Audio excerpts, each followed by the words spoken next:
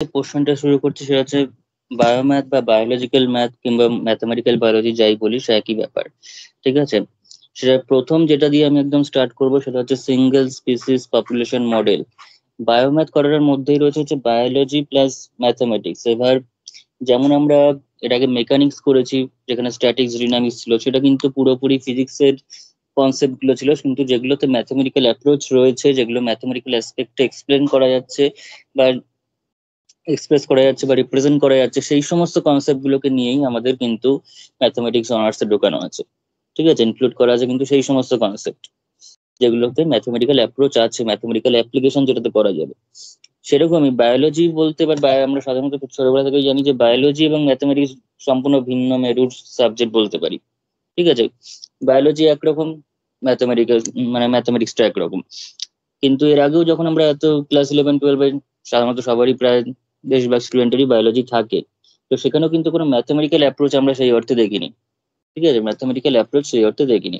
এবার ক্লাস 10-এ যখন আমরা করেছি ধর বংশগতি বা হেরিডিটি চ্যাপ্টারটা করেছি, সেক্ষেত্রে তোর মানে বিভিন্ন রোগ যেগুলো ছিল সেগুলোর মানে চেকার বোর্ড টোড করে করেছিলাম ক্রস করে, সেগুলো ম্যাথমেটিক্স বলা যায় না অ্যাকচুয়ালি। ঠিক আছে, সেগুলো বায়োলজিরই কনসেপ্ট। কিন্তু যেখানে ম্যাথমেটিক্যাল ফর্মুলেশন সম্ভব, একটা বায়োলজির কনসেপ্টের যেখানে ম্যাথমেটিক্যাল ফর্মুলেশন সম্ভব, সেই সমস্ত কনসেপ্ট গুলোকে নিয়ে এই টপিকটা তৈরি, বা ম্যাথমেটিক্স বা ম্যাথমেটিক্যাল বায়োলজি। ঠিক আছে, তো তার মধ্যে প্রথম যে কনসেপ্টটা চলে আসে সেটা হচ্ছে পপুলেশন। ঠিক আছে, পপুলেশন মডেল। পপুলেশন মডেল মানে হচ্ছে কোনো একটা এরিয়াতে যে জনসংখ্যাটা আছে সেই জনসংখ্যাটা কি হারে বৃদ্ধি পাচ্ছে বা হ্রাস পাচ্ছে, বা ইন ফিউচার সেই পরিবেশে জনসংখ্যার কিরকম মানে কি রেজাল্ট দেখা যাবে, কি পরিণতি হবে, সেই সমস্ত নিয়ে আমাদের হচ্ছে পপুলেশন বায়োলজি।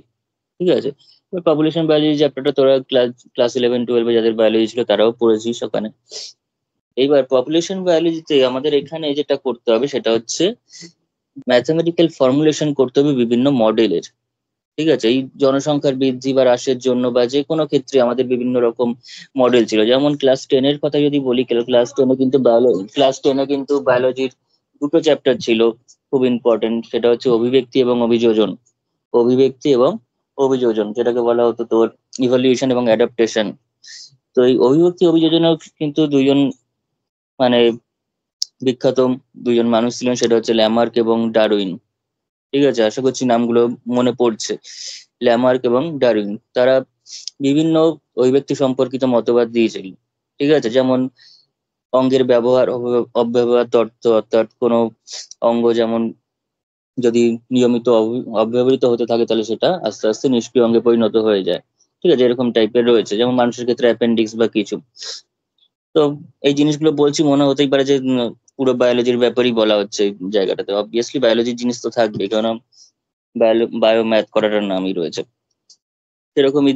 কিন্তু এইগুলো আমাদের জনসংখ্যার ক্ষেত্রে বা পপুলেশনের ক্ষেত্রে সেরকম একটা ভূমিকা ফেলছে না, এই ব্যবহার, অঙ্গের ব্যবহার বা অব্যবহার। কিন্তু ডারউইনের ক্ষেত্রে কিছু কিছু কথা ছিল, মতবাদ ছিল। যেমন সংগ্রাম বলে একটা জিনিস ছিল বা কম্পিটিশন ছিল, সেখানে একটা অন্তঃপ্রজাতি আন্তঃপ্রজাতির সংগ্রাম, অর্থাৎ ধর খাদ্য বা কোনো কিছুর বাসস্থানের জন্য বিভিন্ন প্রজাতির মধ্যে সংগ্রাম বা কম্পিটিশন। তো সেই সমস্ত বিভিন্ন রকম কনসেপ্ট ছিল। ঠিক আছে, তারপর যোগ্যতামের উদ্বর্তন, অর্থাৎ এই কম্পিটিশনে যারা জিতবে তারাই টিকে যাবে, এরকম একটা ব্যাপার। তো এই সমস্ত ল্যামার্কের মতবাদ বা ডারউইনের মতবাদে ছিল। এইবার তাছাড়া আরো কিছু কিছু রয়েছে মানুষ যারা এই পপুলেশন সম্পর্কে আইডিয়া বা তাদের ফর্মুলেশন দিয়েছে বা কোনো মডেল জেনারেট করেছে। তার মধ্যে একদম বেসিক যে মডেল সেটা হচ্ছে ম্যালথাস। ঠিক আছে, ম্যালথাস, থমাস রবার্ট ম্যালথাস, তার যে মডেলটা সেটা কিন্তু একদম বেসিক লেভেলের একটা তোর পপুলেশন গ্রোথ মডেল। ওকে, যেখানে বিভিন্ন ডিফেক্টস বা ড্রব্যাকস রয়েছে সেগুলো খুব ইম্পর্টেন্ট। 4 বছর পরীক্ষা হয়েছে, তার মধ্যে দুবারই পরীক্ষা এসেছে যে ম্যালথাস মডেলের ডিফেক্টস কি, 2020-তে এবং 2022-এ। ঠিক আছে, তো তোদের জন্য সেই কোয়েশ্চেনটা খুবই ইম্পর্টেন্ট, এবার তোদের বেলায় কোয়েশ্চেনটা আসবেই। এটা আমি পরে বলছি, কিন্তু আপাতত যেটা ড্রব্যাকের কথা পরে আসছে, কিন্তু তার ফর্মুলেশনটা কিরকম দিয়েছিল। তার মতে যে পপুলেশন গ্রোথটা হয় বা ডিকেটা হয়, ঠিক আছে, মানুষের পপুলেশনটা ইনক্রিজও করতে পারে জনসংখ্যাটা, আবার ডিক্রিজও করতে পারে, ইনক্রিজও করতে পারে বা ডিক্রিজও করতে পারে, যেটাই করুক না কেন, ইনক্রিজ বা ডিক্রিজ যাই করুক না কেন, সেটা বলছে এক্সপোনেনশিয়াল অর্ডারে হয়। মানে এক্সপোনেনশিয়াল অর্ডার বলতে এক্সপোনেনশিয়াল পদ্ধতিতে হয় সামথিং। মানে কি বলবো, তার যে ইকুয়েশনটা লাস্টলি আমরা পাবো সেটা দেখবো হচ্ছে এরকম টাইপের একটা ইকুয়েশন পাবো। তার পপুলেশনের মডেলের যে আমরা ফর্মুলেট করার পর যে ইকুয়েশনটা পাবো সেটা আমরা সামথিং এরকম টাইপের পাবো, nt equals to nt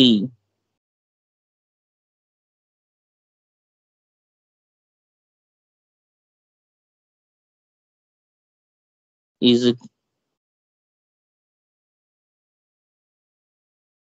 equals to n0 into e to the power something alpha t বা আর টি যাই বলিস না কেন, আমি আরই ধরছি কারণ কোয়েশ্চেনে যেহেতু আটটা মেনশন করে আমি আরই বলছি, ধর এরকম টাইপের মডেলটা থাকে। ঠিক আছে, ম্যাথ মডেলে আমরা যে ইকুয়েশনটা লাস্টলি পাবো সেটা হচ্ছে এরকম টাইপের দেখতে হবে। তো সেখানে দেখতে পাচ্ছি একটা ই দিয়ে কনসেপ্ট আসছে, তাই এটা এক্সপোনেনশিয়াল ইনক্রিজ বা ডিক্রিজ হয় ডিপেন্ডিং অন আর। ঠিক আছে, ডিপেন্ডিং অন আর, এগুলো তো সব ঠিক আছে। আমরা যেটা দিয়ে শুরু করব সেটা হচ্ছে single species model.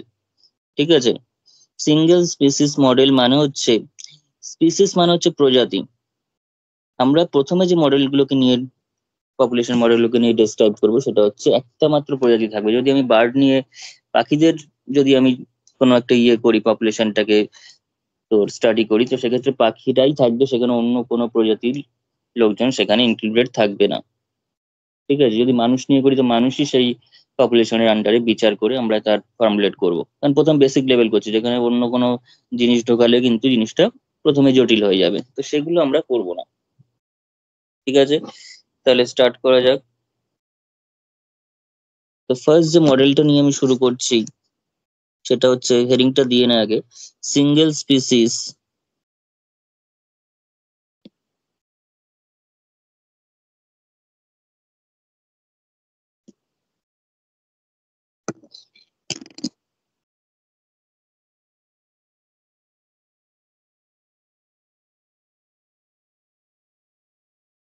Single species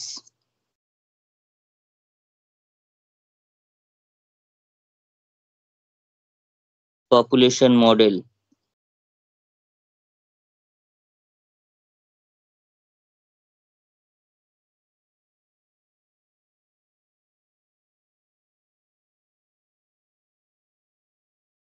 single species population model, তার মধ্যে অ্যাট ফার্স্ট যেটা আমরা করব সেটা হচ্ছে ম্যালথাস মডেল। হেডিংটাতে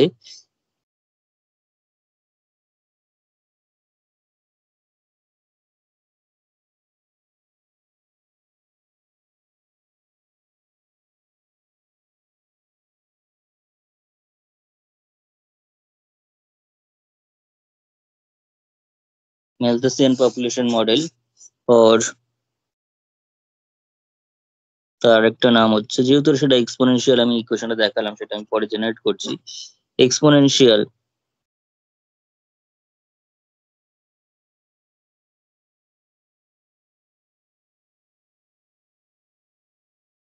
growth model. আমাদের মেইনলি পরীক্ষা যখন কোয়েশ্চেন থাকে ম্যালথাসিয়ান মডেলটাই নাম হিসাবে উল্লেখ থাকবে। তো ডাইরেক্ট আমি সেটার একটা মডেল করতে গেলে যেটা যেটা থাকে সেটা হচ্ছে, যে ম্যালথাসিয়ান যেমন মডেলটা করছে, তো সেখানে ম্যালথাস যে যে অ্যাজাম্পশন গুলো, বেসিক অ্যাজাম্পশন গুলো বা হাইপোথিসিস গুলো নিয়েছিল সেগুলোকে ডেসক্রাইব করতে হয় প্রথমে। তারপর সেটা ডিফারেন্সিয়াল ইকুয়েশন বা ডিফারেন্স ইকুয়েশনের রেসপেক্টে সেটাকে ফর্মুলেট করতে হয়। তারপর সেই ডিফারেন্সিয়াল ইকুয়েশনের সলিউশন করতে হয়, এবং সেই সলিউশন থেকে জিওমেট্রিক্যালি কি এক্সপ্রেস করছে, জিওমেট্রিক্যালি সেটা কি রিপ্রেজেন্ট করছে, সেগুলো আমাদের বিচার করতে হয় কেস ওয়াইজ। যে প্যারামিটার গুলো আছে সেই প্যারামিটার গুলোর উপর, মানে ভ্যালুর উপর ডিপেন্ড করে কিরকম কি গ্রাফ আসছে সেটা বিচার করতে হবে। ঠিক আছে, তো তারপর তার যদি কোনো মডেলটার কোনো ড্রব্যাক থাকে বা ডিফেক্টস থাকে বা ডিসঅ্যাডভান্টেজ থাকে, সেগুলো আমাদের স্টাডি করতে হবে। তাহলে ফার্স্ট আমি জিনিসগুলো লিখিয়ে দিচ্ছি, পরপর যেভাবে লিখেছি সেগুলোই পড়বি। Like ম্যালথাসিয়ান population model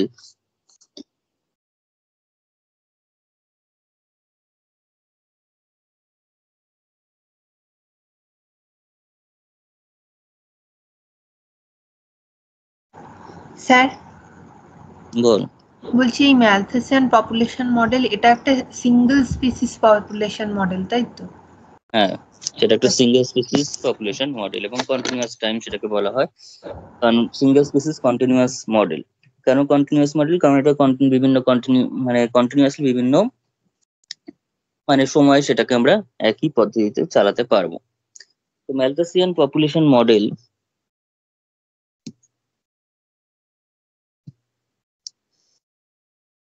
is a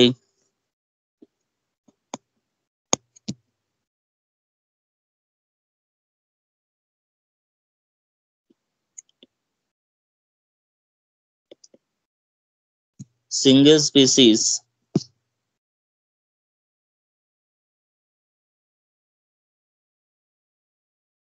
continuous time model.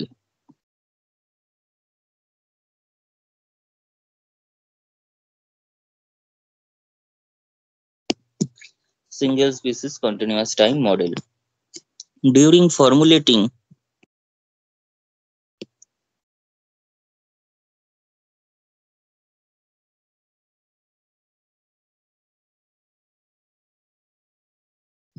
this population growth model,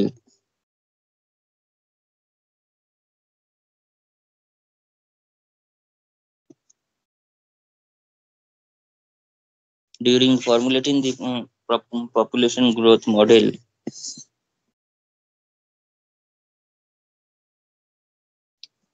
Malthus made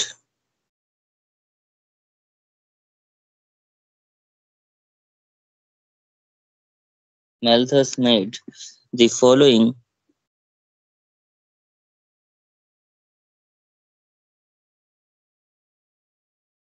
এই যে ম্যালথাসের মডেল আমরা প্রথমেই পড়া শুরু করছি বায়োম্যাথমেটিক্সে। তিনি না বায়োলজির লোক না ম্যাথমেটিক্সে, তিনি হচ্ছিলেন একজন economist. Malthus made the following assumptions.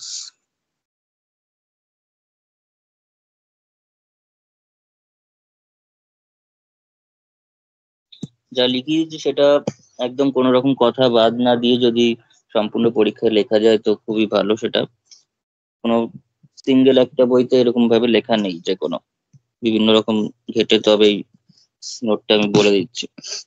During formulating this population model Malthus made the following assumptions. কি কি অ্যাজাম্পশন প্রথমে করা হয়েছে? At first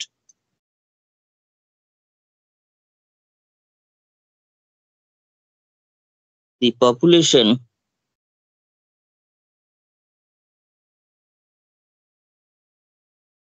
is sufficiently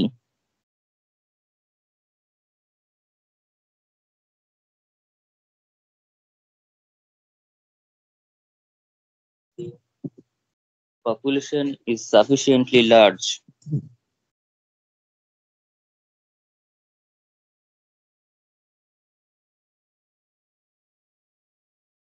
the population is sufficiently large। 2 নম্বর দিয়ে লেখ, অর্থাৎ এখানে শুধুমাত্র, এখানে একটা কথা বলে রাখি, শুধু পপুলেশন বলতে আমরা অ্যাকচুয়ালি এখানে পপুলেশন সাইজ কে বুঝবো। পপুলেশন সাইজ মানে হচ্ছে একটা পপুলেশনের আন্ডারে কতজন, ধর একটা এরিয়াতে কত জনসংখ্যা রয়েছে, কতজন ব্যক্তি রয়েছে। বা যদি কোনো কোনো পশু পাখি নিয়ে করা হয় তো কটা সেম স্পিসিসের ওই অ্যানিমেলটা রয়েছে। ঠিক আছে, এগুলো হচ্ছে নাম্বার অফ ইন্ডিভিজুয়ালস। যদি বলি number of individuals, population means এখানে আমরা পপুলেশন সাইজ কে ইন্ডিকেট করবো। পপুলেশন সাইজ মানে হচ্ছে total number of individuals of this species. তো 2 নম্বর দিয়ে লেখ, 2 নম্বর পয়েন্টটা খুব ইম্পর্টেন্ট, 2 এবং 3টা। দেয়ার আর নো লিমিটেশনস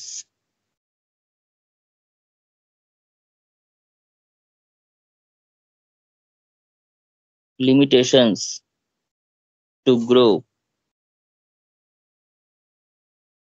কোনো লিমিটেশন নেই মানে হচ্ছে একদম বেসিক মডেল যেহেতু করছি সেখানে কিন্তু কোনো খাদ্য বা বাসস্থান এসবের কোনো মানে লিমিটেশন নেই।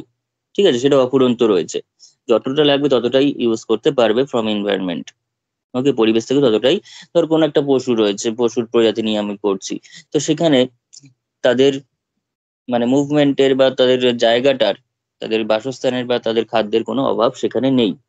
ঠিক আছে, যখনই কোনো কিছু আমি সেখানে মানে কমতি বা অভাবটাকে আমি কনসিডার করব, ঠিক আছে, লিমিটেশনটাকে কনসিডার করব, তখনই কিন্তু তাদের মধ্যে একটা কম্পিটিশন তৈরি হয়ে যাবে, সেখানকার নিজস্ব প্রজাতি বা তার অন্য প্রজাতির লোকেদের মধ্যে একটা কম্পিটিশন তৈরি হয়ে যাবে। যেমন ধর বনের যদি পশুদের মধ্যে ভাবি, তো ধর বাঘ হরিণকে খাচ্ছে, আবার ধর হায়না সেও হরিণকে এসে খাচ্ছে। তো সেক্ষেত্রে হরিণের যদি পরিমাণটা আমি এখানে অফুরন্ত নিয়ে নিই, তাহলে কারোর মধ্যে কোনো কম্পিটিশন থাকবে না, কারণ একজন জানে যে আমি এটা ধরতে পারিনি, অন্যটা ধরে নেবো। ঠিক আছে, এরকম একটা ব্যাপার। কিন্তু যখনই সেখানে লিমিটেশন চলে আসবে, তখনই কিন্তু একটা বাঘের সঙ্গে একটা বাঘের লড়াই হবে সেই হরিণটাকে তোর মানে মারার জন্য, কিংবা একটা বাঘের সঙ্গে অন্য প্রজাতির লোকজন যারা হরিণটাকে খাবে, তাদেরও মধ্যে কিন্তু একটা মারামারির একটা বা কম্পিটিশনের তৈরি হয়ে যাবে। তো আন্তর্জাতিক সংগ্রাম এখানে তৈরি হয়ে গেল। কিন্তু এই মানে কম্পিটিশন বা সংগ্রাম গুলোকে আমরা অ্যাভয়েড করছি প্রাথমিকভাবে, বেসিক যেহেতু এই মডেলটা আমরা কনসিডার করছি। ঠিক আছে, ওগুলোকে নিলে কিন্তু ব্যাপারগুলো আবার অন্যরকম জায়গায় চলে যাবে। So there are no limitations to grow, এগুলো ম্যালথাস ধরে নিয়ে তারপর তার মডেলটা তৈরি করেছিল। To grow, that is no limitations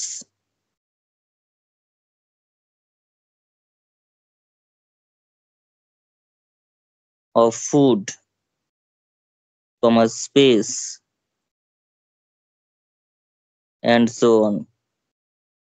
ঠিক আছে, এইসবের কোনো সাধারণত আমি যদি ইন জেনারেল সবার ক্ষেত্রে ধরি, মেনলি খাদ্য এবং বাসস্থানের জন্যই, ফুড এবং স্পেসের জন্যই তোর কম্পিটিশনটা হয়। তো সেটাকে আমি অ্যাভয়েড করলাম। দ্যাট ইজ দি ইন্ডিভিজুয়ালস মানে হচ্ছে যে প্রাণীদের আমি বিচার করছি তারা।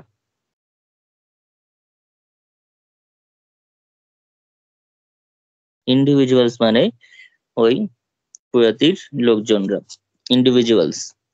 In the population, in the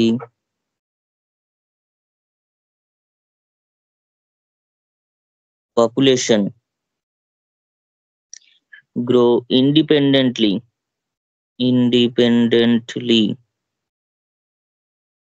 grow independently, and there is no competition, there is no competition among themselves, no competition among themselves। ঠিক আছে, লিমিটেশনও যেহেতু নেই, তাদের মধ্যে কম্পিটিশনও কিছু নেই, তারা যে যার মতো আছে ইন্ডিপেন্ডেন্টলি। ঠিক আছে, তারা ইন্ডিপেন্ডেন্টলি গ্রো করতে পারছে, তাদের কিন্তু একে অপরের সঙ্গে লড়াই করে বড় হতে হচ্ছে না এখানে। 3 নম্বর, তিনটে অ্যাজাম্পশন ম্যালথাস বেসিক্যালি করেছিলেন, সেটা হচ্ছে দুটো তো বললাম, এবার 3 নম্বর পয়েন্টটাও খুব ইম্পর্টেন্ট, লাস্ট দুটো পয়েন্ট লিখতেই হবে ভালো করে। সেটা হচ্ছে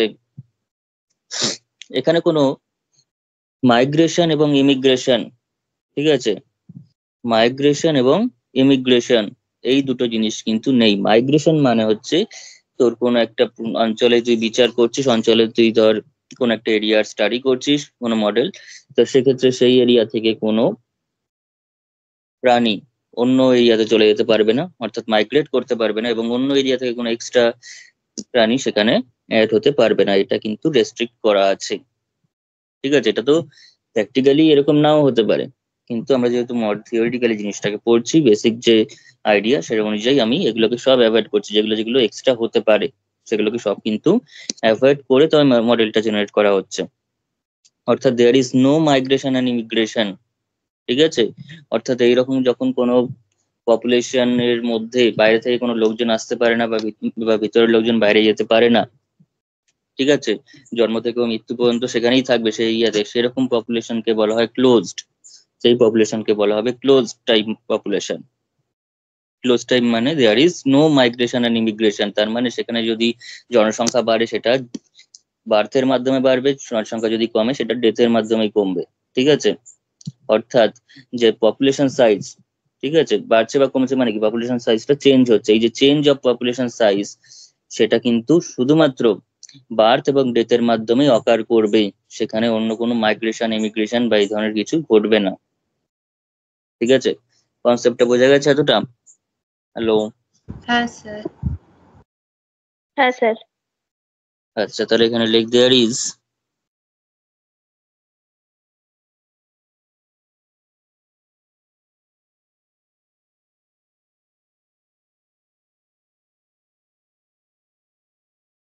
no migration and immigration.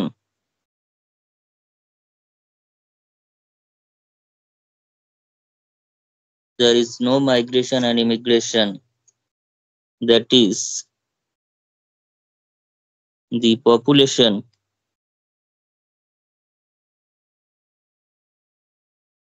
is closed. The population is closed.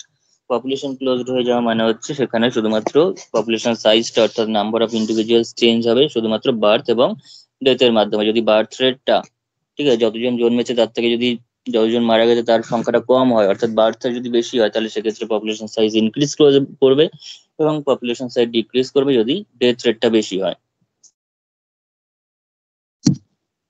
That is the population is closed. এর সঙ্গে লেখা and the population changes and the population size কতটা বেশি ভালো হবে, and the population size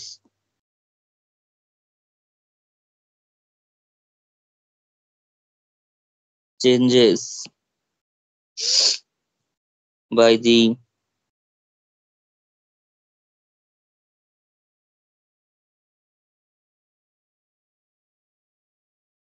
occurrence of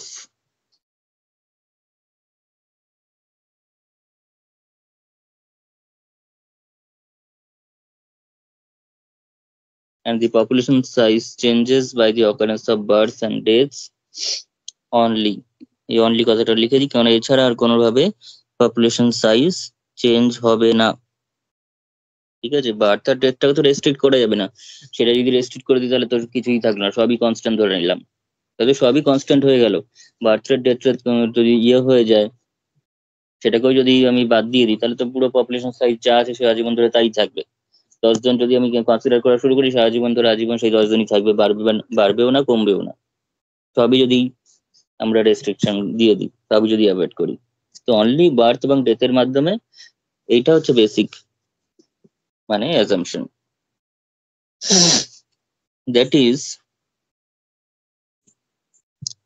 the rate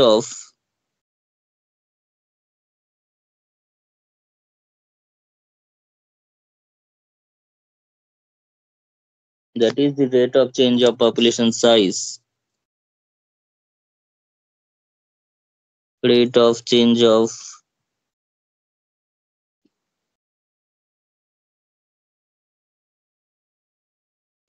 population size is equal to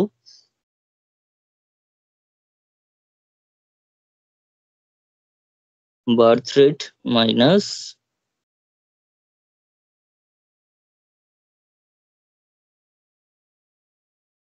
death rate। যেটা মনে আছে কিনা জানি না, ক্লাস 10-এ বায়োলজিতে ছিল ন্যাটালিটি এবং মর্টালিটি। ন্যাটালিটি এবং মর্টালিটি, ন্যাটালিটি মানে হচ্ছে তোর বার্থ রেট এবং ডেথ রেট মানে হচ্ছে মর্টালিটি, যেটাকে বলা হয় পার ক্যাপিটা। অ্যাকচুয়ালি সঠিক কথাটা হচ্ছে পার capita birth rate and per capital death rate. Per capita মানে হচ্ছে মাথা পিছু বা পার হেড, ঠিক আছে, কথাটা আমাদের আমাদের ইউজ হয় হচ্ছে পার ক্যাপিটা বার্থ রেট এবং পার ক্যাপিটা ডেথ রেট। এবং এই যে পপুলেশন সাইজের যে চেঞ্জটাকে আমরা বললাম, এটারও নাম রয়েছে, এটাকে হচ্ছে পার ক্যাপিটা গ্রোথ রেট বলা হয়। গ্রোথ রেট সেটা পজিটিভ বা নেগেটিভ যাই হোক কিছু হতে পারে, যদি বার্থ রেটটা কম হয় সেক্ষেত্রে নেগেটিভ হয়ে যাবে, বার্থ রেটটা বেশি হলে পজিটিভ হয়ে যাবে। ঠিক আছে, সেটাকে বলা হয় পার ক্যাপিটা গ্রোথ রেট বা net growth rate, net growth rate বলা হচ্ছে সেটাকে।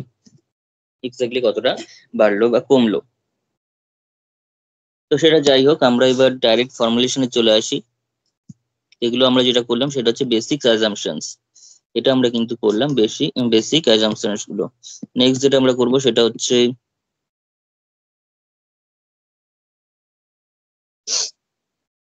আচ্ছা, আগেরটা কোনো হেডিং দিয়েছিলাম?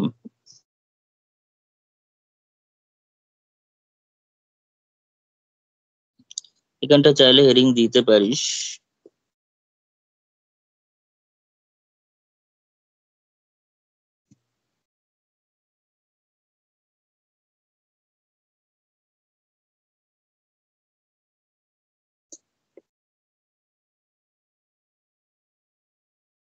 হেডিং দিয়ে দিয়েই করাচ্ছি, তাতে তাদের বুঝতে সুবিধা হবে।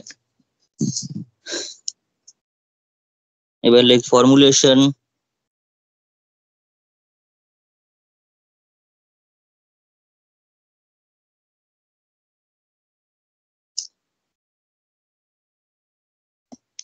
Formulation of D model, formulation of D model. তো আমাদের বিভিন্ন মানে কোয়েশ্চেনটা যে প্যাটার্ন আসে বলবে যে যে ফর্মুলেট করতে যে প্যারামিটার গুলো ইউজ হয়েছে সেই প্যারামিটার গুলোকে ডেসক্রাইব করতে, অর্থাৎ সেই প্যারামিটার গুলোর মানে ইন্টারপ্রিটেশনটা কি সেটা আমাদের লিখতে বলে। ঠিক আছে, তো আমি সেই হিসাবে লিখে দিচ্ছি এখানটা। Late us consider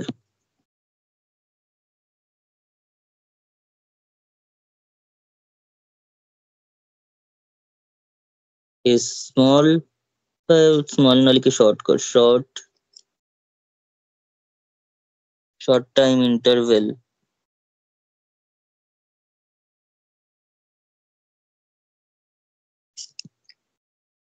of duration। ঠিক আছে, আমি টাইমের যে ডিউরেশনটা সেটা আমি ধরলাম ধর এইচ। ডিউরেশনটা এইচ মানে হচ্ছে সামথিং, এখানে তো টি থেকে ধর মাপা শুরু করছি আমি, টি থেকে টি প্লাস এইচ পর্যন্ত যে টাইম ইন্টারভেলটা, এই যে মাঝখানে গ্যাপটা কত হলো এইচ, তো এই ইন্টারভেলের মধ্যে আমি কিরকম পপুলেশন সাইজের কিরকম চেঞ্জ আসছে due to birth and death, ঠিক আছে, সেটা আমি বিচার করতে চাইছি। Let us consider a short time interval of duration h, duration h from time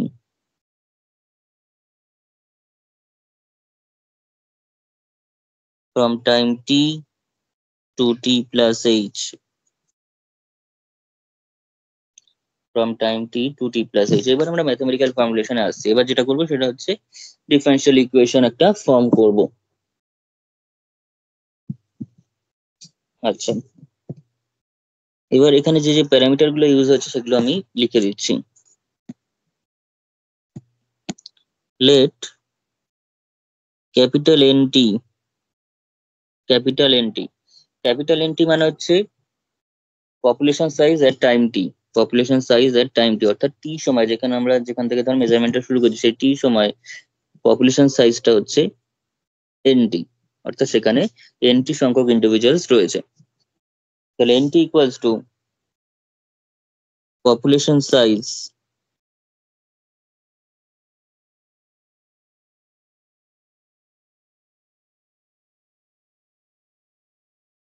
at time t, population size at time t। তাহলে এনটি প্লাস এইচ অর্থাৎ number of individuals, population size মানে হচ্ছে নাম্বার অফ ইন্ডিভিজুয়ালস রয়েছে এখানে। ঠিক আছে, এখানে কিন্তু number of individuals, number of individuals মানে হচ্ছে যত যে সমস্ত যে পপুলেশনটা নিয়ে আমি বিচার করছি তার কতজন সেখানে রয়েছে at time t, টি সময়। সেটাকে অনেকে অনেক জায়গায় এক্স দিয়েও লেখা থাকতে পারে, কিন্তু আমি মেইনলি কোয়েশ্চেনের নোটেশনটা ইউজ করছি। কোয়েশ্চেনের নোটেশনে সাধারণত সিঙ্গেল স্পেসিস মডেলগুলোকে এন দিয়ে লেখা থাকে। কেউ যদি এখানে এনটির বদলে এক্সটি লিখে করে তাতে কোনো ভুল নেই, যা আছে সব সেম থাকবে। যদি পরীক্ষায় এক্সটি দিয়ে থাকে তো এক্স লিখে করতে হবে এন এর বদলে। ঠিক আছে, আমি এখানে এন দিয়ে করছি কারণ এন দিয়ে কোয়েশ্চেন বেশি থাকে, তাই এন দিয়ে আমি বলছি। তো N T plus H, N T plus মানে আমি বুঝতেই পারছি তাহলে টি প্লাস এইচ সময় পপুলেশনে কতজন আছে, তাহলে population size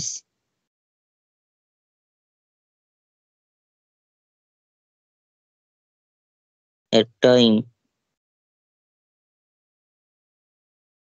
t plus h, population size at time t plus h।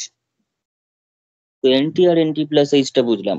আরেকটা আমি ধরে নিচ্ছি initial population size. Initial population size মানে হচ্ছে যখন আমি তোর প্রথম শুরু করছি, মানে ইনিশিয়ালি, সেটা হচ্ছে ধর টি ইকুয়াল টু যখন জিরো, অর্থাৎ জিরো টাইম থেকে যখন মেজারমেন্ট আমি শুরু করছি, তখন হচ্ছে পপুলেশন সাইজটা ধর এন জিরো, তখন পপুলেশন সাইজটা ধরে নে এন জিরো। তাহলে এখানে লিখে নেই এন জিরো এন নট সাফিক্সে দিয়ে জিরো দিয়ে দিবি। এন জিরো, এন জিরো আর কিছুই না, এন জিরো হচ্ছে এন জিরো, অর্থাৎ যখন টি ইকুয়াল টু জিরো তখন তখন এন এর value is equal to population size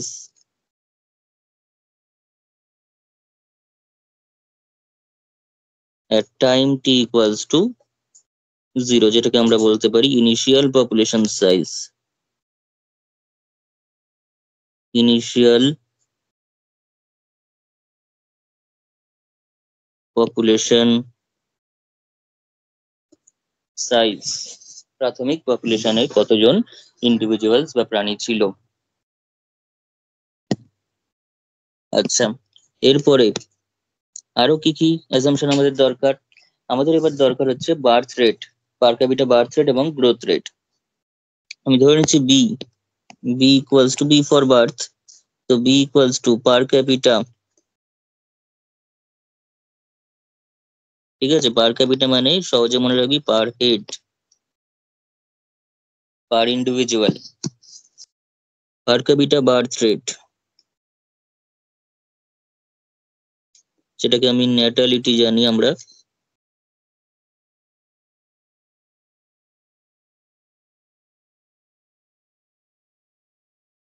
তো পার ক্যাপিটা বার্থ রেট মানে হচ্ছে ইউনিট টাইমে পার হেড কতজন এক্সট্রা, মানে কতজন জন্ম হচ্ছে, ঠিক আছে, ইউনিট টাইমে, ইউনিট মানে পার্সেন্ট ভিত্তিক, মানে একজন পার্সেন্ট ভিত্তিক একক সময় কতজন বার্থ হচ্ছে, সেটা হচ্ছে আমাদের কাছে birth rate, per capita birth rate. ঠিক আছে, রেট মানে বোঝাচ্ছে ইউনিট টাইম, রেট মানে বোঝাচ্ছে কি, রেট মানে বোঝাচ্ছে ইউনিট টাইম,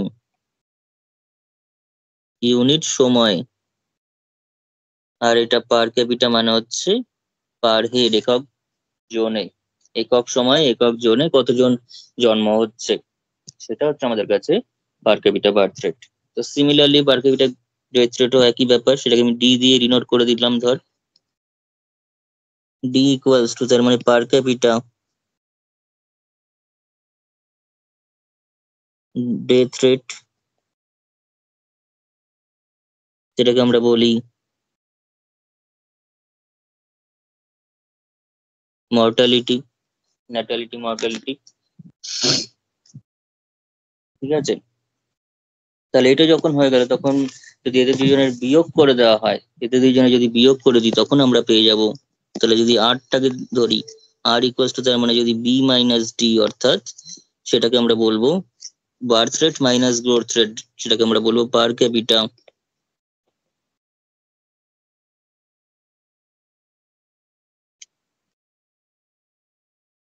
গ্রোথ রেট, ঠিক আছে, বা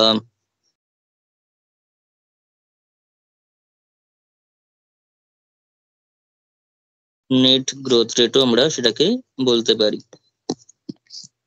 ঠিক আছে, অর্থাৎ কতটা ইনক্রিজ বা ডিক্রিজ করলো, সেটা ইনক্রিজও হতে পারে ডিক্রিজও হতে পারে, এই জিনিসটা কিন্তু ইনক্রিজও হতে পারে ডিক্রিজও হতে পারে। কখন ইনক্রিজ হবে?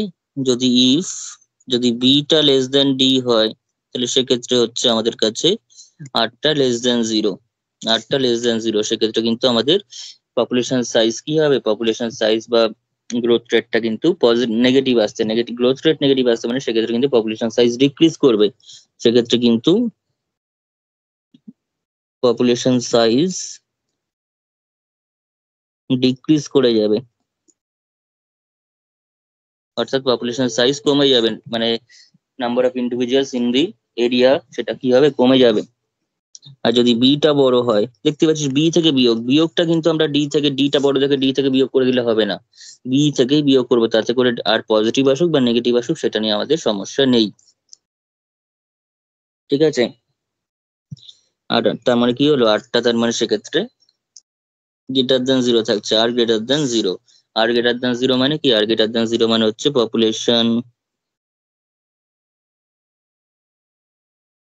পপুলেশন সাইজ ইনক্রিজ করবে, population size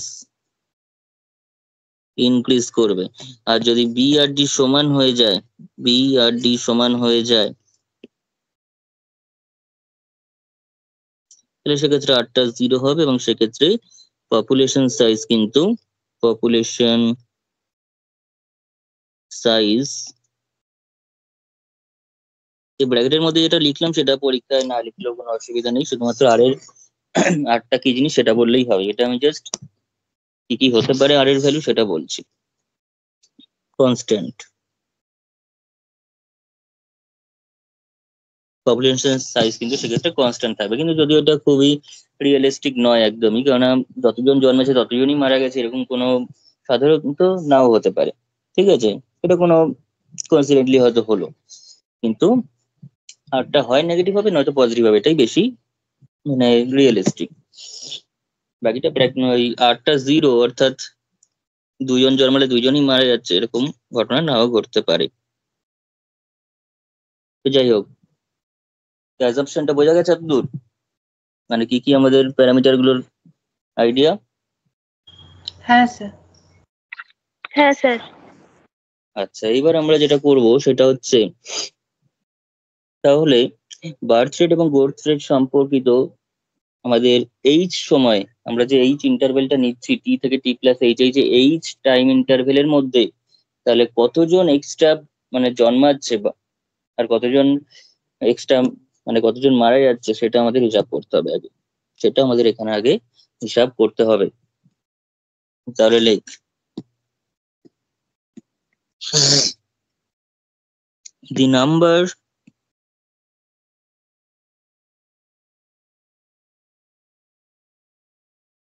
the number of births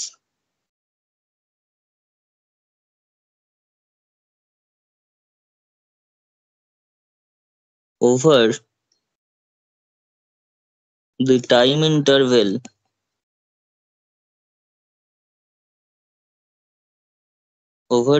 interval t থেকে t প্লাস এইচ, ঠিক আছে, আমি যেটা কনসিডার করেছি t থেকে t প্লাস এইচ, এই টাইম ইন্টারভেলের মধ্যে কতজন জন্মালো কি করে বুঝবো, টাইম ইন্টারভেলটার মধ্যে কতজন জন্মেছে আমরা কি করে বুঝবো, সেটা বোঝার উপায়টা বোঝ।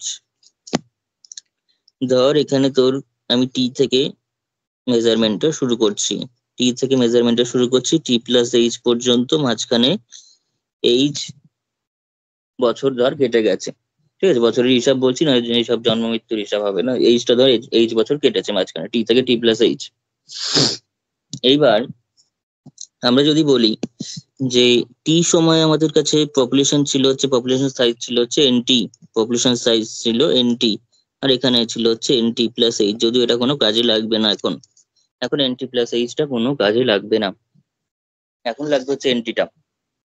তো এনটিটা ছিল এবার, মানে এনটি সংখ্যক মানে তোর ইন্ডিভিজুয়াল সেখানে ছিল টি সময়, আমার টাইম কেটে গেছে হচ্ছে এইচ সময়, ঠিক আছে, এই সময় কেটেছে। এখন বার্থ রেটটা হচ্ছে বি, বার্থ রেটটা কত, বার্থ রেট হচ্ছে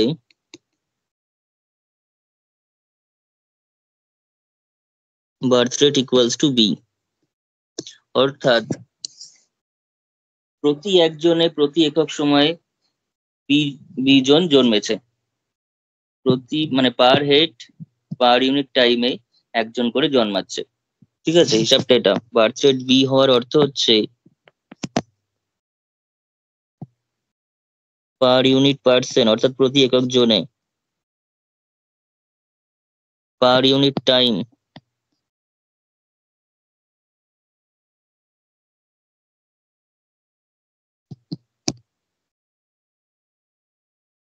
বার্থ ইকুয়ালস টু বি। তাহলে এবার আমাকে হিসাব করতে হবে এনটি জোনের মধ্যে এইচ সময় কতজন জন্মেছে। এনটি জোনের মধ্যে এইচ সময় কতজন জন্মেছে বল আমাকে। এনটি পার্সনে, এই ক্যালকুলেশনটা না দেখালেও হবে, ওই জন্য আমি ডিটেলস এখানে লিখলাম না। এইচ টাইমে বার্থ কতটা হচ্ছে বল।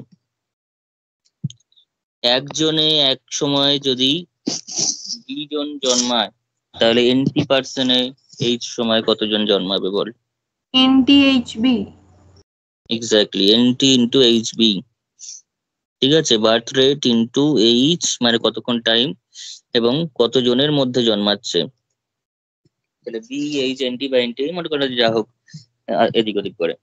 ঠিক আছে, তাহলে এখানে যে অ্যান্সারটা হবে সেটা হচ্ছে the number of births over the time interval this is equals to n মানে বি এইচ এনটি ধরে রাখলাম। তাহলে বোঝা গেছে এটা। এটা বুঝতে পারলে ডেথটা একই হবে, ডিএইচএনটি হয়ে যাবে জাস্ট। এটা বিএইচএনটি, ওটা ডিএইচএনটি হয়ে যাবে। হ্যাঁ স্যার, বোঝা Clear? গেছে। ব্যাস, হ্যাঁ তাহলে স্যার। এবার তাহলে একই জিনিস লিখবো, শুধুমাত্র ডেথ দিয়ে লিখতে হবে। The number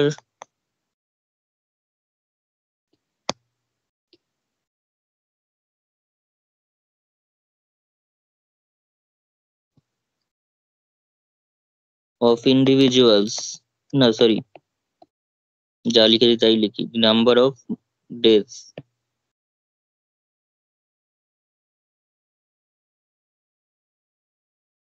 the number of deaths কি লিখলাম বলতো, over the time interval,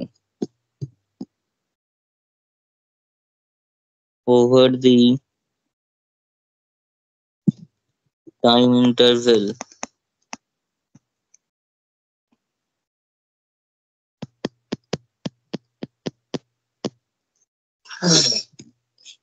t থেকে t প্লাস এইচ, এই টাইম ইন্টারভ্যালের মধ্যে ডেথটা কত হলো, number of deaths D H NT, NT জনের মধ্যে এইচ সময়, তার মানে ডিএইচ এনটি সংখ্যক মৃত্যু হচ্ছে। একক সময় একক পার্সেন্ট ভিত্তিক এক মানে ডি সংখ্যক মৃত্যু হচ্ছে, তার মানে এখানে ডেথটা কত হচ্ছে, এনটি জনের মধ্যে এইচ সময় ডেথটা কত হলো, ডিএইচএনটি। তো যা হিসাব ঐকিক নিয়ম, জাস্ট ইউনিটারি মেথড, আর কিছু না। এইবার আমরা ফর্মুলেশন করব হচ্ছে ডিফারেনশিয়াল ইকুয়েশনটার। এইবার আমরা ডিফারেনশিয়াল ইকুয়েশনটা ফর্মুলেট করতে পারবো। তাহলে এইবার লেখ therefore, তার আগে লিখে নেই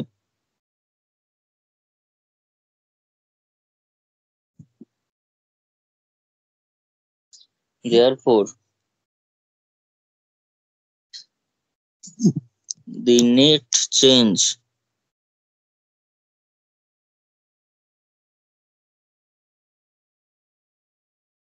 in population size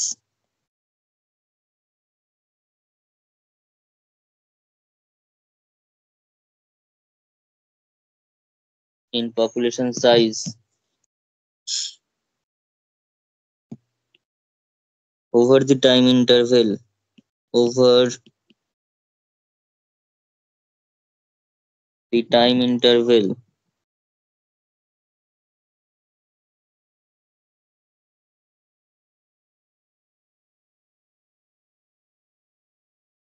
t থেকে t plus H,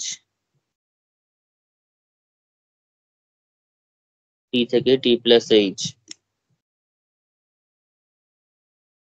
is n into মানে n of t plus h minus nt। এইবার ওইখানে ব্যাপারটা বোঝ, এখানে ছিল হচ্ছে nt প্লাস এইচ সংখ্যক টি মানে t প্লাস এইচ সময় nt প্লাস এইচ সংখ্যক মানে ইন্ডিভিজুয়ালস ছিল, আর টি সময় nt সংখ্যক ছিল। তাহলে মাঝখানে নতুন কতজন জন্মালো বা কমলো বা বাড়লো কতটা হলো, nt plus H minus nt, nt plus H minus nt, তাই তো। তাহলে nt হ্যাঁ plus sir. H minus nt, এবং সেই যে কমা বা বাড়াটা বা যেটা হচ্ছে ইনক্রিজ বা ডিক্রিজ, যে চেঞ্জটা হচ্ছে সেই চেঞ্জটা due to birth and death. অর্থাৎ বার্থ অ্যান্ড ডেথ কত হচ্ছে না, বার্থ হচ্ছে BH NT minus DH NT। তাহলে এই ডিফারেন্সটা যত হচ্ছে, ঠিক আছে, এই ডিফারেন্সটা যত হলো সেটাই কিন্তু আমাদের কাছে NT+H - NT, অর্থাৎ দুদিক থেকে চেঞ্জটাকে আমি সমান করে দিলাম, করে আবার ইকুয়েশন জেনারেট করতে চাইছি। ঠিক আছে, ইজ NT+H - NT, বা এখানে একবার এখানে কথাটা লিখ, which is NT+H - NT may be,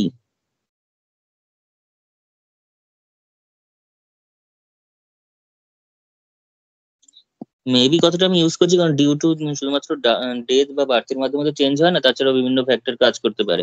কিন্তু আমরা যেহেতু সেগুলোকে অ্যাভয়েড করেছি তাই এখানে অ্যাপ্রক্সিমেট কথাটা ইউজ করছি, মেবি অ্যাপ্রক্সিমেটেড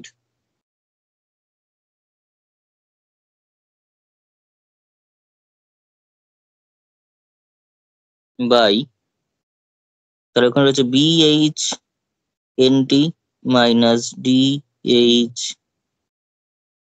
NT। ঠিক আছে, BH NT minus DH NT।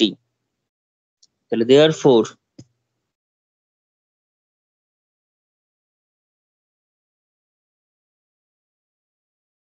we obtain the approximate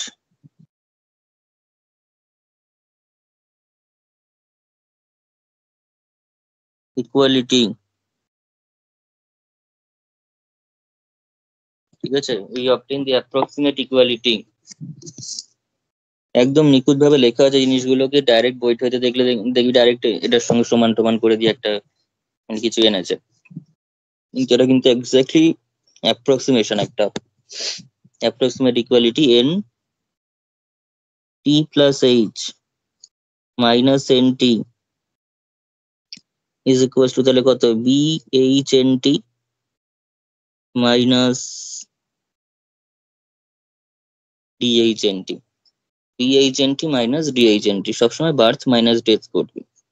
তাহলে দিস ইমপ্লাইজ, তাহলে N into T+H minus NT is equals two, তাহলে B মাইনাস D আমার কাছে কমন চলে যাচ্ছে, H into NT।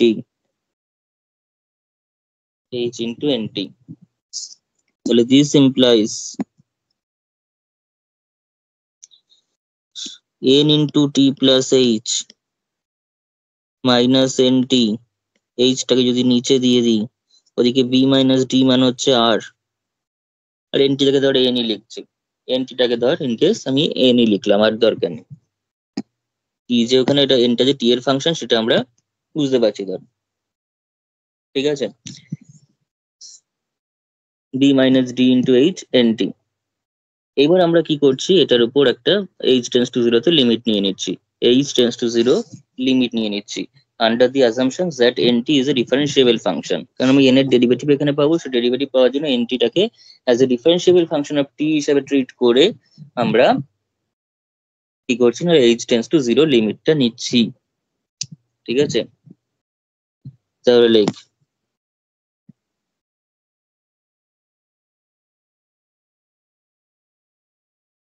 taking limit as H → 0, পাশে লিখে রাখ under the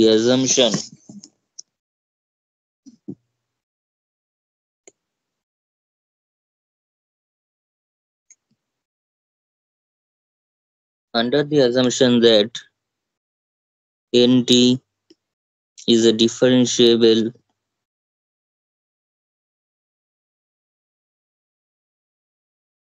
function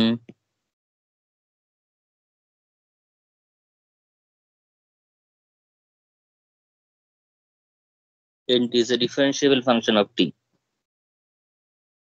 ঠিক আছে,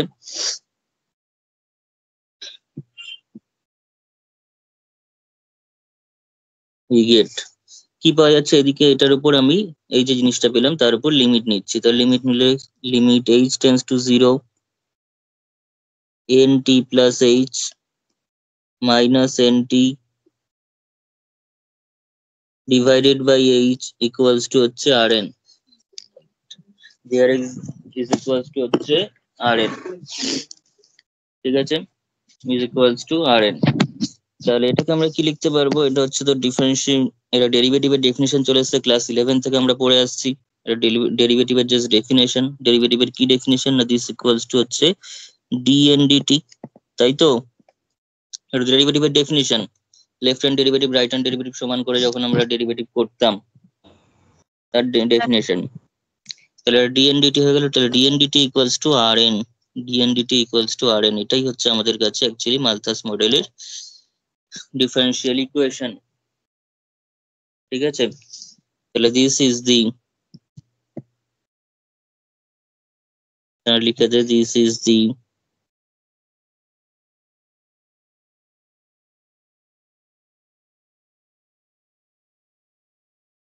differential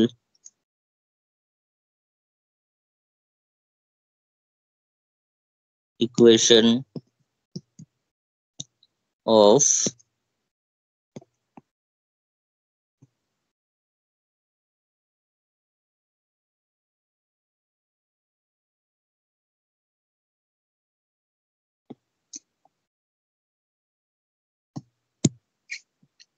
Malthusian population model by exponential model, by exponential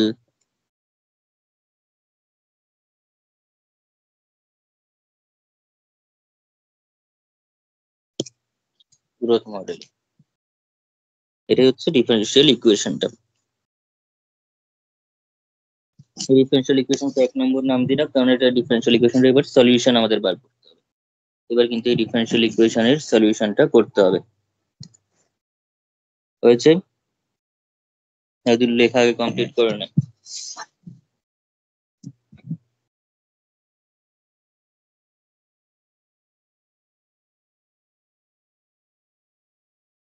হয়ে গেছে স্যার লেখা।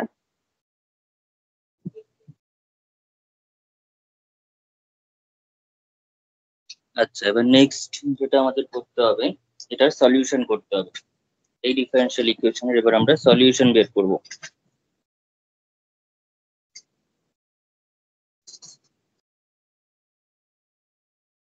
তাহলে হেডিংটা দেওয়া হচ্ছে সলিউশন অফ Malthus মডেল।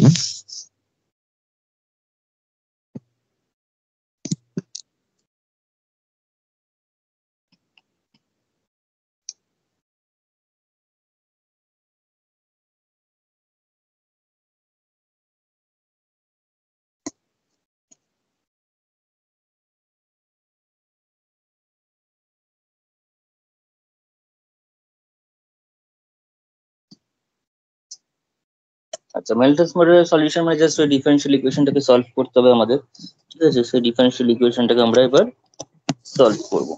তাহলে like we have,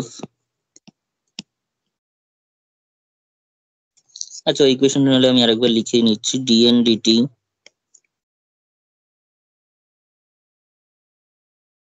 equals to হচ্ছে Rn, ডিএনডিটি equals to Rn।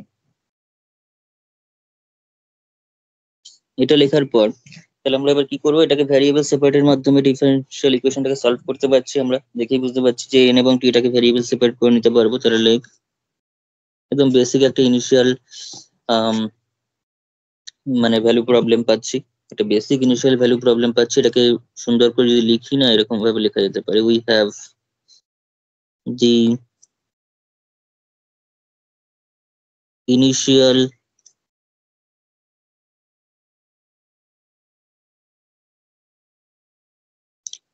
Value problem. Initial value মানে তার একটা আমাকে ইনিশিয়ালি ভ্যালু আমরা জানি,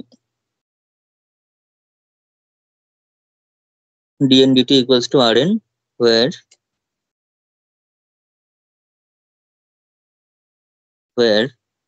n0 equals to n0, n0 equals to n0। এটার মানে তোরা এইভাবে ভেঙে লিখতে পারিস, that is at t equals to 0, n টা কিন্তু n0, at t equals to 0, n equals to n0, এইভাবেও আমরা লিখে দিতে পারি।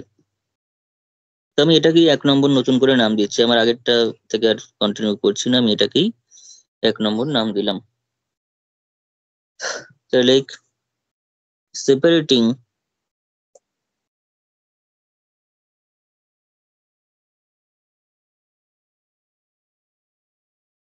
the variables of one ব্র্যাকেটে লিখে রাখ under the assumption সেপারেট করা মানে এনটাকে নিচে নিয়ে আসা। তো এনটাকে নিচে নিয়ে আসতে গেলে অবভিয়াসলি এনটা 0 হলে তো আর চলবে না। আর এমনি তো পপুলেশন সাইজ যদি 0 হয়ে যায় তাহলে আমাদের এত ক্যালকুলেশনের দরকারই থাকবে না। তো separating the variables of one under the assumption that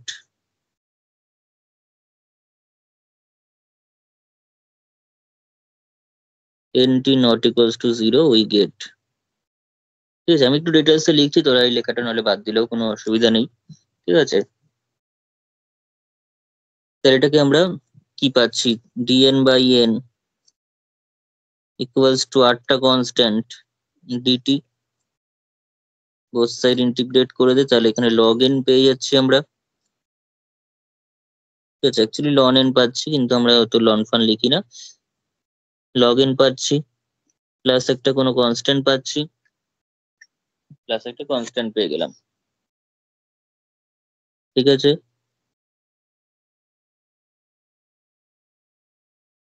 where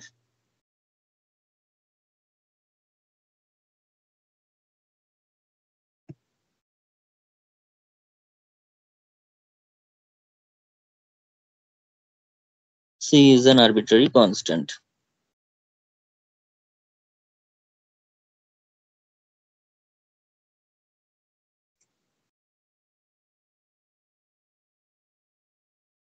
তাহলে এই ইকুয়েশনটা আমরা পাচ্ছি। এবার ইনিশিয়ালি বলা আছে যে ইনিশিয়ালি হচ্ছে টিটা যখন 0 তখন এনটাও 0। তাহলে ইনিশিয়ালি, তাহলে সেই ইনিশিয়াল কন্ডিশন অ্যাপ্লাই করে দিই। ইনিশিয়ালি এর থেকে অনেক কঠিন কঠিন তোরা ডিফারেন্সিয়াল ইকুয়েশন সব সলভ করে এসেছিস। Initially r t equals to 0, n equals to 0, তাহলে therefore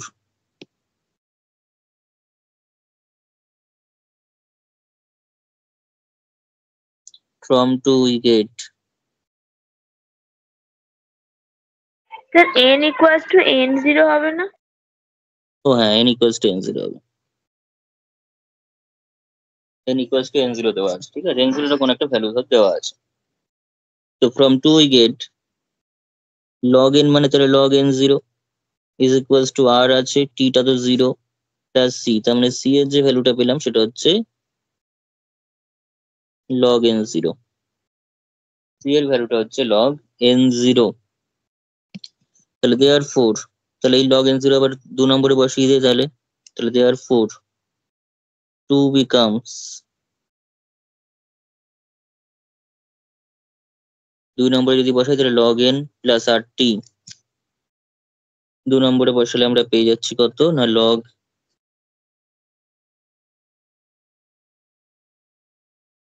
equals to মানে log c এর ভ্যালু হচ্ছে log n0। তো লগ গুলো একদিকে নিলে আমরা পেয়ে যাবো হচ্ছে log n, মাইনাস হয়ে আসবে সেটা বাই হয়ে যাবে পরে ওদিকে গিয়ে, ইকুয়ালস টু rt। এবার লগটা উঠিয়ে দে, যেহেতু লগের বেসে ই রয়েছে তাহলে লগ উঠিয়ে দিলে আমরা কিন্তু n by n0 equals to e to the power rt পেয়ে যাবো। ইকুয়ালস টু আমরা পেয়ে যাবো হচ্ছে ই টু দি পাওয়ার rt, এবং ই টু দি পাওয়ার rt পেয়ে যাচ্ছে। এবার n0 টাকে ওদিকে পাঠিয়ে দিলে আমরা n এর ভ্যালুটা পেয়ে যাব, অর্থাৎ n টা পাচ্ছি মানে এখানে কিন্তু অ্যাকচুয়ালি t সময়ে যে n এর ভ্যালুটা সেটা পাচ্ছি, nt equals to n0 e to the power rt টাকে পেয়ে যাচ্ছি। প্রথমে যখন শুরু করেছিলাম তখন এই ইকুয়েশনটাই লিখেছিলাম, তাই তো? ঠিক আছে, হ্যাঁ n0 into E to the পাওয়ার হ্যাঁ rt, স্যার। তো এই ইকুয়েশনটা আমরা পাচ্ছি। তো এক্সপোনেনশিয়ালি ম্যালথেস যেভাবে মডেলটা শুরু করেছিল সেটা প্রথমে ভাবেনি যে এক্সপোনেনশিয়াল আসবে বা কিছু, কিন্তু তার অ্যাজাম্পশন যা অনুযায়ী তিনি যা দিয়েছেন সেই অনুযায়ী যদি এগোনো হয়, ডিফারেন্সিয়াল ইকুয়েশন যদি ফর্ম করা হয় সেটার, সেটা যদি সলিউশন করা হয় তাহলে কিন্তু এক্সপোনেনশিয়াল অর্ডারই আমরা পাচ্ছি, এক্সপোনেনশিয়াল ফর্মেই পাচ্ছি এনটিটাকে। N T is a function of, মানে এক্সপোনেনশিয়াল অফ টি আকারে আসছে, তাই সেটাকে আরেকটা নতুন করে নাম করা করা হয়েছে exponential growth model. Exponential growth model. এবার গ্রোথ বলতে কি সবসময় যে ইনক্রিজই করবে সেরকম কোনো কথা নেই, এখানে যদি নেগেটিভ গ্রোথ হয় তার মানে কি হচ্ছে জিনিসটা ডিক্রিজও করতে পারে, গ্রোথটা পজিটিভ হতে পারে, নেগেটিভ হতে পারে, জিরো হতে পারে ইন কেস। তাহলে এখানে লেখ,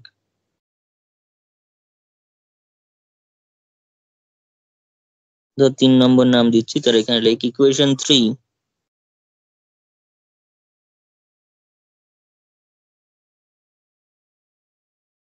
gives the population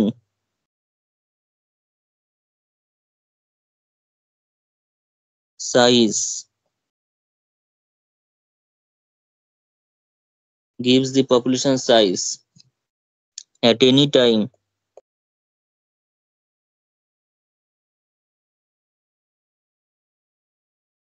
gives the population size at any time t.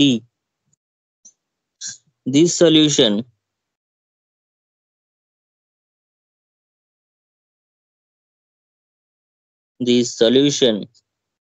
depend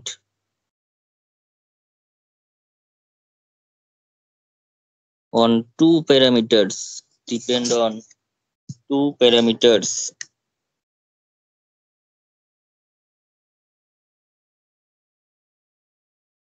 parameters বলতে এখানে কিন্তু টি বা এন এর কথা আমি বলছি না, টিটা তো ভ্যারিয়েবল, এরা আমি প্যারামিটার হিসাবে এন জিরো কে এবং আর কে ভাবছি।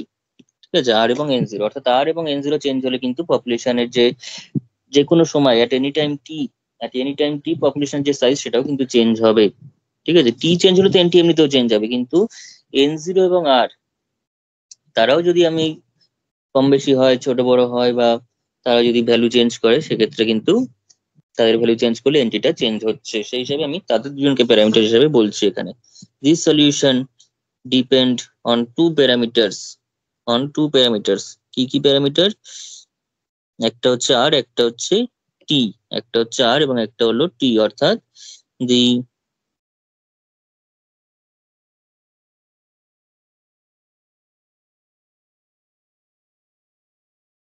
Intrinsic growth rate.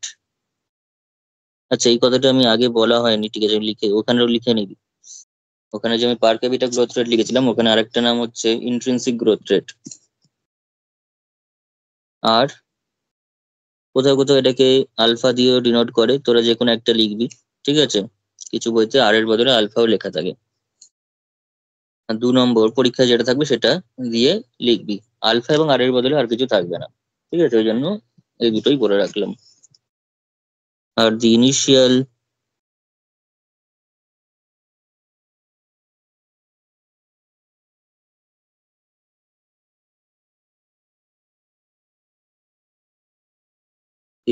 Population size N naught বা এন জিরো। হয়েছে লেখা এতটা? হ্যাঁ স্যার। আচ্ছা, স্যার। যেটা আমরা এতক্ষণ ধরে সলিউশনটা পেলাম, এবার আমরা আর এর বিভিন্ন ভ্যালুর জন্য এন জিরোটাকে ধরলাম ফিক্সড রাখছি, এন জিরোটা ইনিশিয়াল পপুলেশন সাইজ, তাকে আমি ফিক্সড রাখলাম। কিন্তু আর এর চেঞ্জের উপর ডিপেন্ড করে, বা আর এর চেঞ্জ দরকার নেই, আর এর ভ্যালুর উপর ডিপেন্ড করে আরটা পজিটিভ না নেগেটিভ না সমান জিরো, তিনটে হতে পারে, আমি প্রথমেই আরটা বলার সময় বলেছি। তো এই তিনটের মধ্যে যে কোনো একটা যদি হয়, তখন কার্ভটা বা ইকুয়েশনের ফরম্যাটটা কিরকম দাঁড়াবে সেটা আমরা দেখবো একবার। ঠিক আছে, যেমন ধর, একটু তার আগে আমাদের যেটা জেনে রাখা দরকার সেটা হচ্ছে ই টু দি পাওয়ার এক্স যেহেতু রয়েছে এখানে, ই টু দি পাওয়ার আর টি, তো ই টু দি পাওয়ার এক্স এর গ্রাফ কিরকম হয় সেটা একটু জেনে রাখলে ভালো হবে। ই টু দি পাওয়ার এক্স এর গ্রাফটা কিরকম হয় সেটা আমাকে জানতে হবে।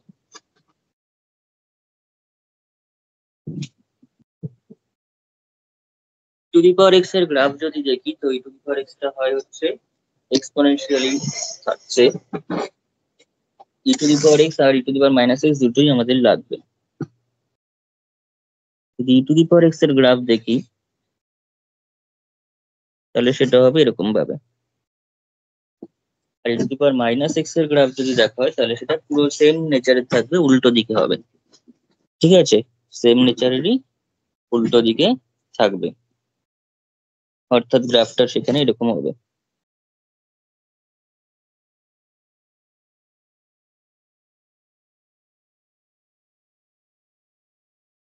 ঠিক আছে, এটা হচ্ছে ই টু দি পাওয়ার এক্স এর গ্রাফ, স্যার এটা হচ্ছে বলছি ই টু দি পাওয়ার এক্স বল। এর গ্রাফ কখন, বলছি ই টু দি পাওয়ার এক্স এর গ্রাফ কখন নিচের দিকে হয়, মানে ওই থার্ড আর ফোর্থ কোয়াড্রেন্টে কখন হয়?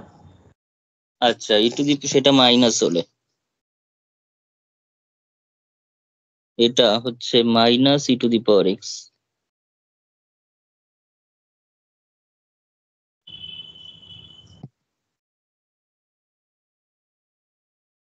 এটা হচ্ছে minus E to the power minus x. আচ্ছা আচ্ছা স্যার। ঠিক আছে, এইবার যেটা বলার, তো এখানে কিন্তু এগুলো কিন্তু অ্যাসিমটোট রয়েছে, এগুলো কিন্তু সব অ্যাসিমটোটস। আমরা যদি বলি এই যে জায়গাগুলো রয়েছে এরা সব অ্যাসিমটোট প্রত্যেকটার।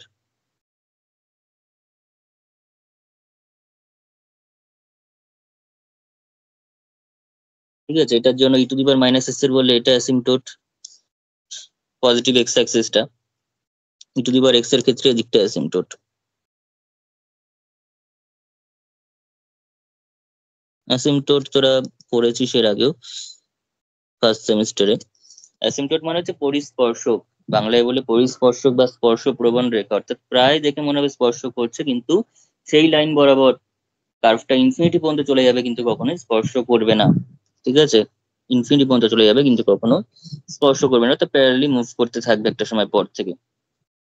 ঠিক আছে, দেখতে পাচ্ছি এখানটা জয়েন হয়েছে কেন, কারণ এখানে অবভিয়াসলি তুই যদি এক্স এর ভ্যালু তুই জিরো বসাস, ঠিক আছে, এক্স এর ভ্যালু যদি তুই জিরো বসাস তাহলে এটা বসালেও তোর কত আসবে, e to the power zero মানে ওয়ান আসবে, আবার e to the power minus zero যদি এই কার্ভেও এক্স এর ভ্যালু জিরো বসাস, ঠিক আছে, তাহলেও কিন্তু ওয়ান আসবে। তাই এই পয়েন্টে তারা ইন্টারসেক্ট করছে, অর্থাৎ এই পয়েন্টের কোঅর্ডিনেট হবে হচ্ছে 0,1। ঠিক আছে, 0,1, এবং এখানেও পয়েন্টের কোঅর্ডিনেট হবে 0,-1। আমাদের উপরে দুটো কার্ভই দরকার। ঠিক আছে, তাহলে ই টু দি পাওয়ার এক্স এর কার্ভ কিরকম হবে এটা আশা করি বুঝতে পেরেছি। এইবার তাহলে আমাদের সলিউশনটা থেকে কিভাবে গ্রাফ গুলো আমরা পাবো, হেডিংটা দিবি হচ্ছে geometrical interpretation, geometrical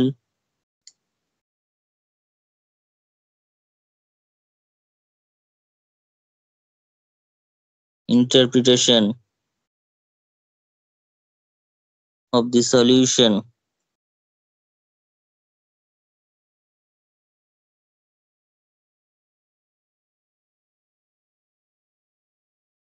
of Malthus model। Malthus মডেলের সলিউশনের জিওমেট্রিক্যাল ইন্টারপ্রিটেশনটা কি, তার জন্য লিখবি কেস 1,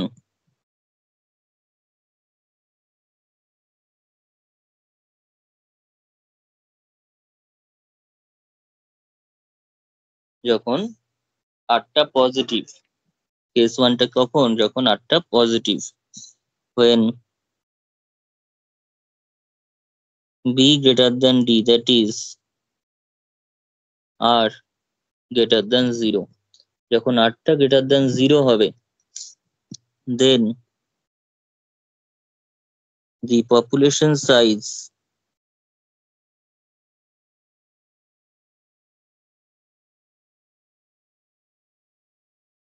nt grows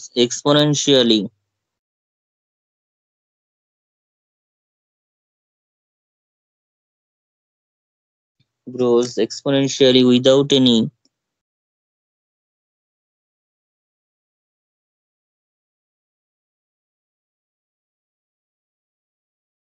বাউন্ড, মানে কোনো বাধা ছাড়াই সেটা এক্সপোনেনশিয়ালি গ্রো করতে থাকবে পপুলেশনটা। ঠিক আছে, এক্সপোনেনশিয়ালি গ্রো করতে থাকবে, as shown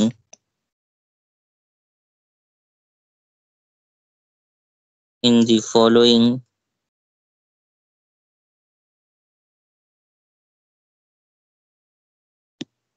graph, এটা বলে গ্রাফটা এঁকে দিতে হবে।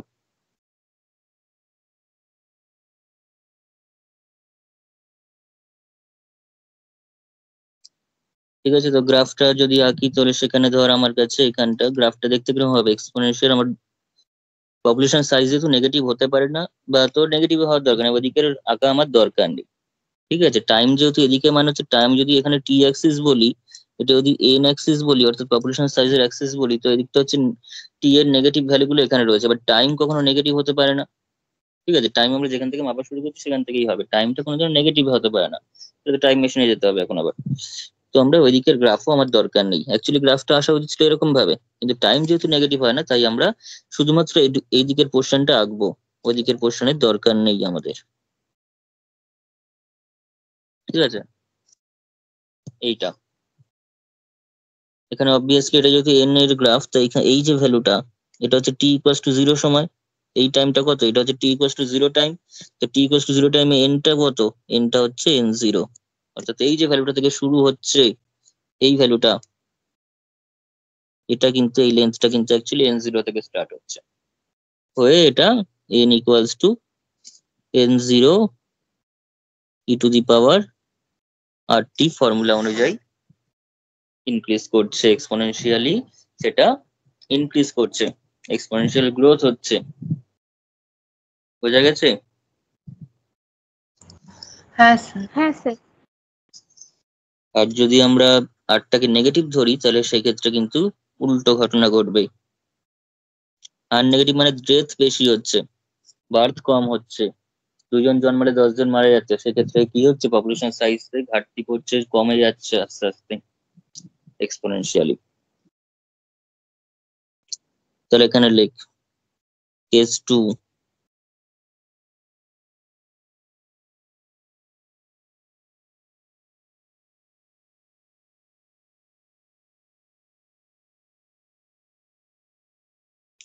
when b টা d এর থেকে যদি ছোট, দ্যাট ইজ আর যদি নেগেটিভ হয়, আর যদি নেগেটিভ হয়ে যায়, then the population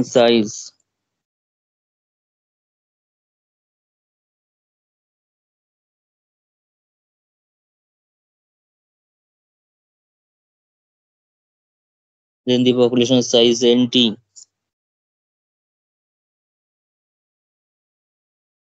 decays, decay মানে কমতে থাকা,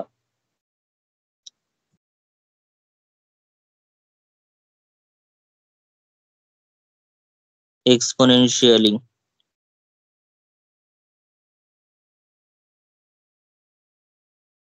and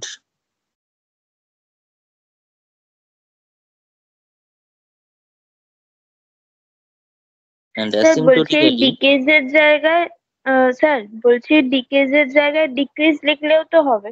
না কোনো অসুবিধা নেই, লিখতেই পারিস, ডিকেজ হোক না ডিক্রিজ হোক না সেই একই ব্যাপার। ঠিক আছে, population size nt decays exponentially and asymptotically decreases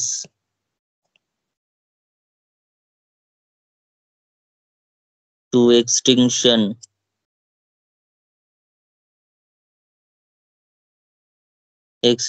মানে বিলুপ্তি,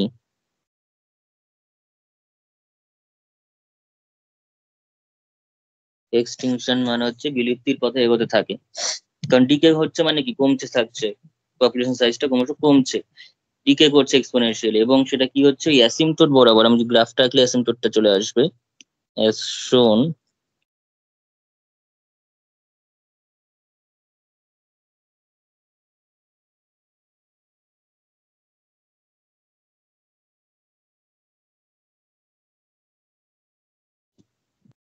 in the following graph.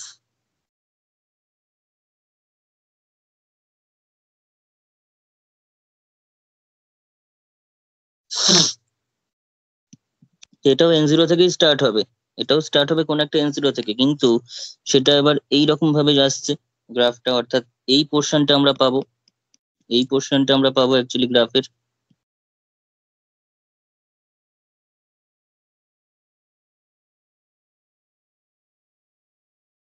গ্রাফের আমরা ইকুয়েশনটা পাচ্ছি, যেটা হচ্ছে আমাদের কাছে এক্সপোনেনশিয়াল ডিকে দিচ্ছে।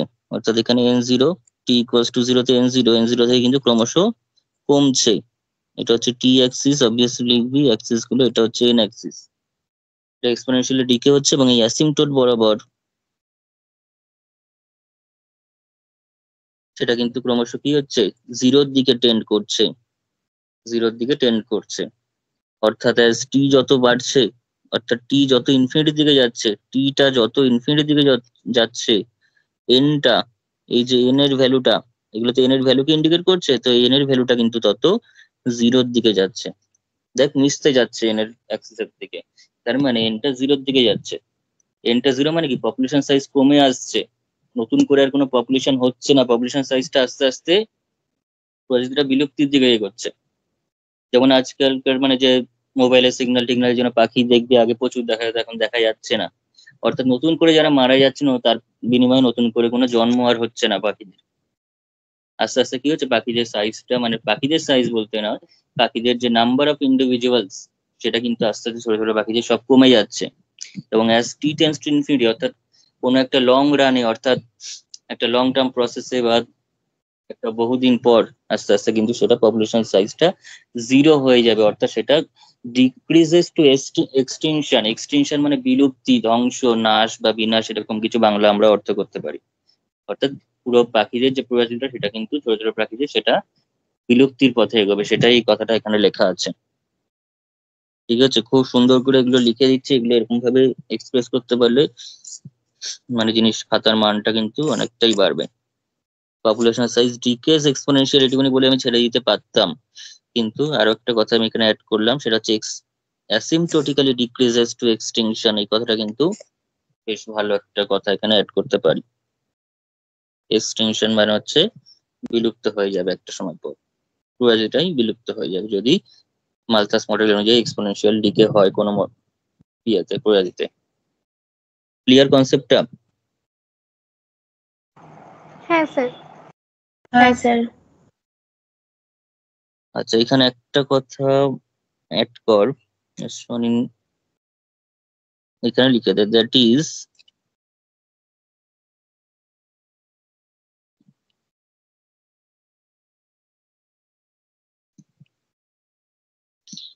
অ্যাজ, প্রথমটা নয়, as e tends to infinity, time ইনফিনিটির দিকে গেলে, অর্থাৎ টাইম যত বাড়বে আস্তে আস্তে সেটা এনটা জিরোর দিকে চলতে থাকবে, পপুলেশন সাইজটা জিরো হয়ে যাবে। ব্যাস, নেক্সট আরেকটা কন্ডিশন আমি লিখে দিই, যেটা সাধারণত হয় না। এটা হচ্ছে 8টা 0, 8টা 0, অর্থাৎ ইফ বি আর ডি ধর সমান, দ্যাট ইজ 8টা 0, আর 0 হয়ে গেলে আমাদের এন এর যে ভ্যালুটা, এন এর ভ্যালুটা সেটা কত ছিল, n0 into E to the পাওয়ার আর টি। তার মানে হচ্ছে n0 e to the power 0t, that is n0ই থেকে যাবে আজীবনকাল, কারণ ই টু দি পাওয়ার 0t মানে ই to the power 0, E to the পাওয়ার 0 মানে 1, that is n equals to n0 through out the মানে প্রসেস। অর্থাৎ n0 থেকে বাড়বেও না কমবেও না, ইনিশিয়ালি যা পপুলেশন সাইজ তাই থেকে যাবে। 10 জন দিয়ে যদি আমি শুরু করি, সেই 10 জনই থ্রু আউট দি প্রসেস থেকে যাবে, 12 জনও হবে না, 5 জনও হবে না। যা যতজন জন্মাচ্ছে নতুন করে, ততজনই আবার কমে যাচ্ছে। তাহলে অ্যাট এ টাইম, ইনস্ট্যান্টিনিয়াসলি, ঠিক আছে, কোনো তাৎক্ষণিক ভাবে আমরা যদি মাপি, তাহলে n0টা আর চেঞ্জ হবে না কোনো কালে। এবং সেটা সচরাচর লিভিং মানে ইন্ডিভিজুয়ালস এর ক্ষেত্রে সেটা হয় না, কোনো জড় বস্তু হলেও তাও মানা যায়। ঠিক আছে, আমাদের মেন কাজ কিন্তু লিভিং ইন্ডিভিজুয়ালস এর জন্য, লিভিং মানে পপুলেশনের জন্য। তাহলে এখানে লেখ, দেন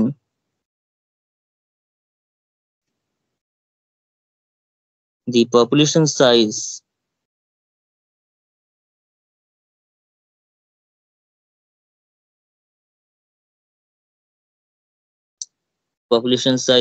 nt equals to, ধর n0ই থেকে যাবে সব সময়, nt equals to n0 remains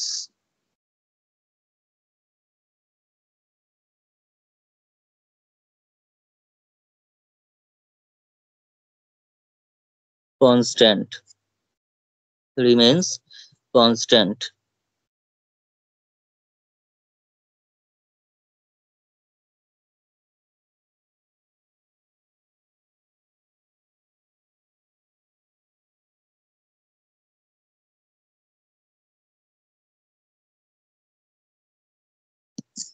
As shown in the following graph.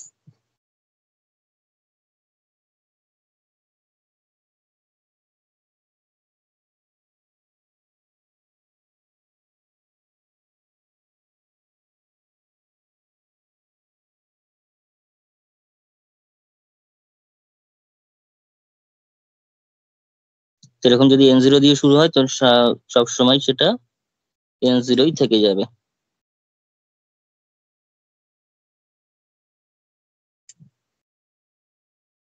ঠিক আছে, নতুন করে আর কোনো চেঞ্জ হবে না। Parallel to the T axis, time অ্যাক্সিসের সঙ্গে সবসময় প্যারালালি চলতে থাকবে। বোঝা গেছে তাহলে এতটা? হ্যাঁ স্যার। হ্যাঁ স্যার। হ্যাঁ স্যার। আচ্ছা, তো ফার্স্ট দিন আমি আর বেশি করাচ্ছি না এই টপিকের উপর। নেক্সট ক্লাসে আমি এটার আরো ডিটেলস আলোচনা এবং ম্যালথাস মডেলের যে প্রবলেম গুলো হয়, কোয়েশ্চেন গুলো এবং তার ডিফেক্টস যা রয়েছে সেগুলো আমি আলোচনা করে দেবো। তাহলে ম্যালথাস মডেলটা শেষ হয়ে যাবে, নেক্সট আমরা লজিস্টিক গ্রোথ মডেলটা শুরু করতে পারবো তাহলে। ঠিক আছে, তাহলে আজকে এতটাই থাক।